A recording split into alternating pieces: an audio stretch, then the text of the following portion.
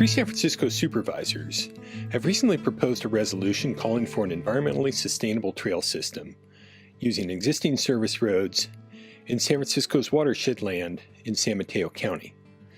They want a trail system that lets hikers and cyclists get to the most scenic parts of the watershed and then connect to surrounding national, state, and county parkland and open space areas. Essentially, they're asking for a watershed that's managed like just about every other watershed across the Bay Area, the state, and the country. Now, the watershed's most immediate owners, the San Francisco Public Utilities Commission, a branch of the local government that's owned by the people of San Francisco, has made some progress recently in this area.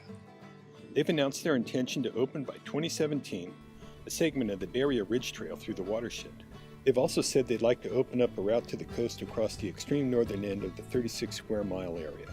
This is encouraging, but the supervisors and we at OpenTheWatershed.org agree so much more could be done. It could be done with relative ease and minimal impact on the environment.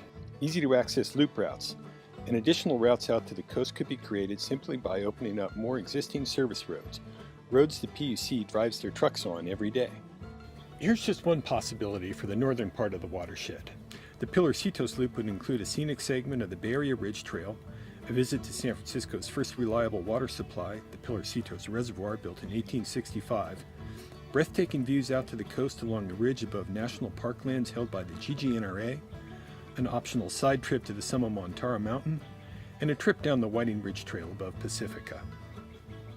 South of 92, Old Kenyatta Road on the west side of the more southerly Upper Crystal Springs Reservoir, and the GGNRA endorsed new connector trail to Mid-Penn Open Space and San Mateo County parklands could afford similar opportunities.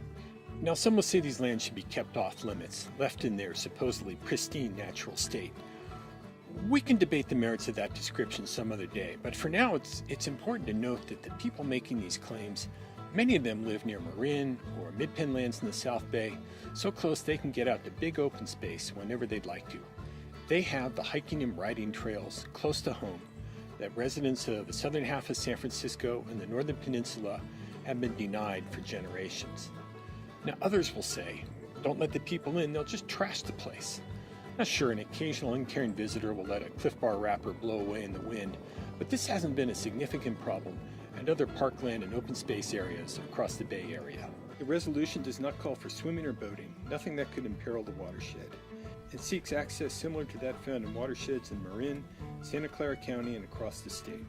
No vehicles, no motorized use, no off-road travel. As an added precaution, each visitor will be required to obtain a permit that verifies he or she knows the rules that govern how one is to behave oneself in a functioning watershed. Now, if these proposals make sense to you, please write your San Francisco supervisor a note and encourage him or her to support this effort and the resolution. Alternatively, if you live in San Mateo County, please write your county supervisor a note and encourage him or her to support these changes as well as work cooperatively with the San Francisco Public Utilities Commission, the San Francisco Planning Department, and the GGNRA such that these changes can become a reality. Thank you for your consideration.